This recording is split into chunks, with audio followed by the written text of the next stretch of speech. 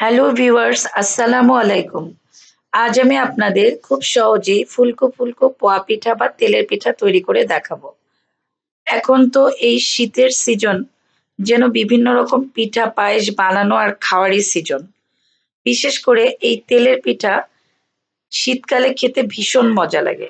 আর সেটা যদি হয় খেজুর গুড়ের মিশ্রণে, তাহলে তো কথাই নেই।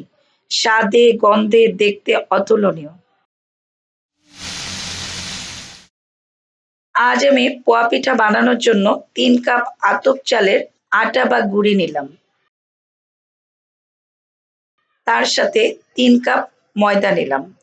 এবার ১.৫ চা চামচ লবণ দিয়ে দিলাম। তারপর লবণ, আটা, ময়দার সাথে মিক্স করে মেখে নিলাম। ওদিকে একটা খেজুরের পাটালি গুড় নিয়েছি। সেটাকে এভাবে ছুরি দিয়ে কেটে নিচ্ছি।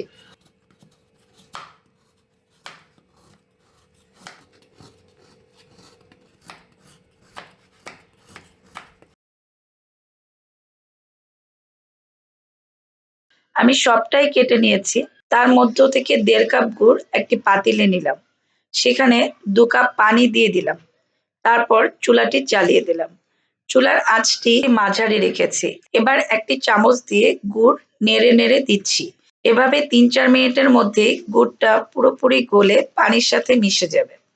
তখনই আমি চুলা নিভিয়ে দিচ্ছি। গুড় কিন্তু খুব বেশি জ্বালায়নি। তারপরেও একটু ঠান্ডা করছি। যখন গুড়ের মধ্যে হাত ডোবানো যায়, এইরকম গরম থাকবে, সেই অবস্থায় গুড়ের এই মিশ্রণটি একটু একটু করে আমি আটার সাথে মিক্স করছি। আপনারা আলাদা হালকা গরম পানি ব্যবহার করতে পারেন। পরবর্তীতে গুড়ের মিশ্রণ ঢেলে দিতে পারেন। সেই ক্ষেত্রে গুড়ে পানি কম দিয়ে গলাতে হবে। আমি সরাসরি গুড়ের মিশ্রণ তৈরি করে তা ব্যবহার করেছি।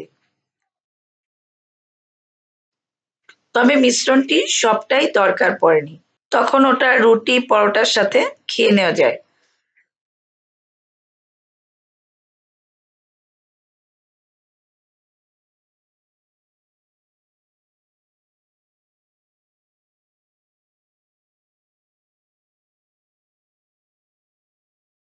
দেখুন, এভাবে প্রথমে ডাবু চামচ দিয়ে মিক্স করছি। পরবর্তীতে হাত ব্যবহার করছি। হাত দিয়ে আমি খুব ভালো করে মেখে নিচ্ছি।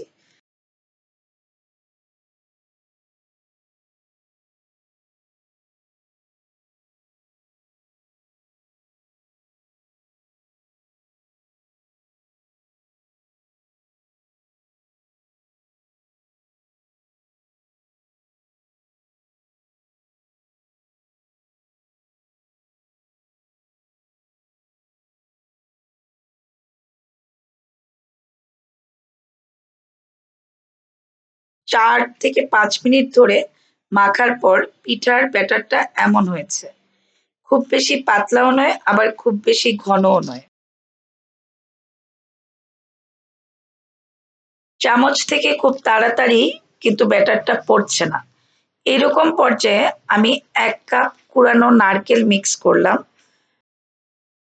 নারকেল না ব্যবহার করলেও চলবে। তবে নারকেল দিলে স্বাদটা আরেকটু বেড়ে যায়। যাই হোক, এখন আপনারা ০.৫ ঘন্টা ব্যাটারটা রেস্টে রেখে দিতে পারেন। তাতে পিঠা আরো ফোলে এবং সফট হয়। আমি আজ রেস্টে রাখছি না, কিন্তু তাতেও অনেক ফুলে যাবে এবং সফট হবে।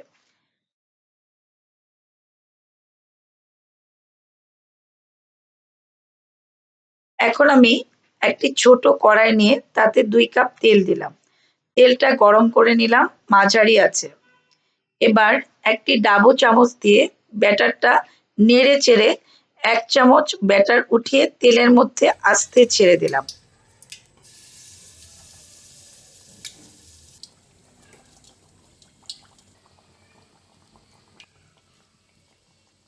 এক পাশটা ভাজা হলে অপর পাশ উল্টিয়ে নিচ্ছি।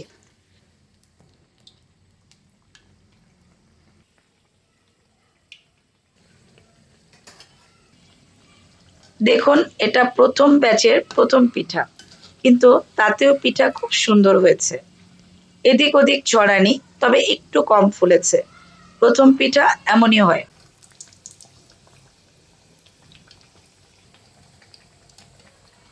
হালকা আছে 2 মিনিট ভেজে উঠিয়ে নিচ্ছি।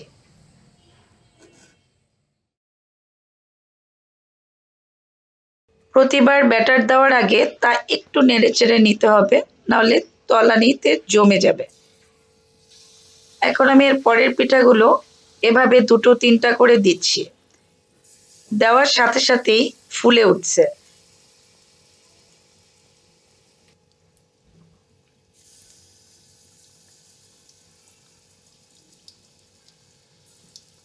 তারপর অপর পাশটা উল্টে নিলাম। আঁচটা মাঝারির চেয়ে একটু কমিয়ে রেখেছি। বেশি আঁচ দিলে পিঠার উপরটা পুড়ে যাবে আর ভেতরটা কাঁচা থাকবে। পিঠা একসাথে 2-3টা করে দিলেও সহজে দেখুন এভাবে আলাদা করে নেওয়া যাচ্ছে। আপনারা চাইলে একটা একটা করে পিঠা ভেজে নিতে পারেন।